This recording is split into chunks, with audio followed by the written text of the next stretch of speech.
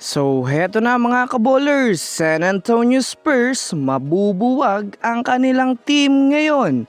At ang balita patungkol sa pagpunta ni LeBron James sa Golden State Warriors ngayong off-season. Tara na't pag-usapan natin yan dito sa Basketball Hot Shots.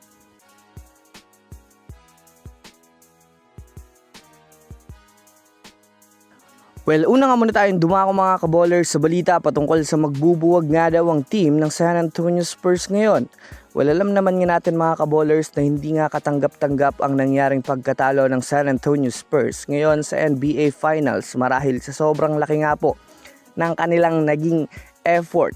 Makarating lang nga sila sa NBA Finals na masasabi nating madugo ang kanilang naging pinagdaanan, lalong-lalo na sa nagawa nga nilang paglampas sa malalakas na kupunan kagaya ng OKC Thunder na literal na hindi basta-basta ang kanilang ginawa para lang matalo ito.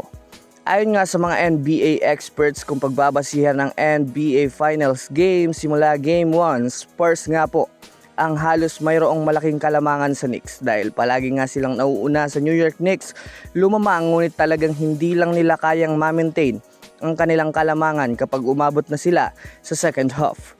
Well, sobrang laki nga ng naging frustration ngayon ni Victor Wembanyama sa team at sinabi nga nito sa kanyang interview na nawalan nga daw siya ng gana ngayon sa kanyang kupunan. Isa na nga sa ngayon na pinakamalapit na sitwasyon na pwedeng mangyari sa kupunan ng Spurs ay ang pagtatanggal nito ng mga player dahil kinakailangan nga nito mga kabowlers ng mas mga eksperyensyado na mga player upang magawa nilang magkampiyon next season.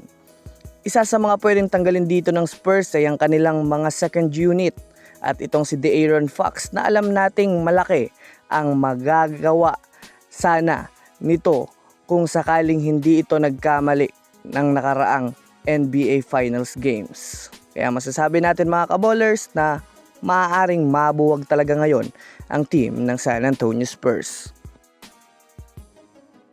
Samantala, pumunta naman tayo mga kabowlers sa balita patungkol sa pagpunta ni LeBron James sa Golden State Warriors. Well, kung susumadahin nga natin ngayon mga kabowlers, sobrang malabo ang lineup ngayon ng Golden State Warriors dahil sa nagawa nga nitong pagkalaglag sa play-in tournament.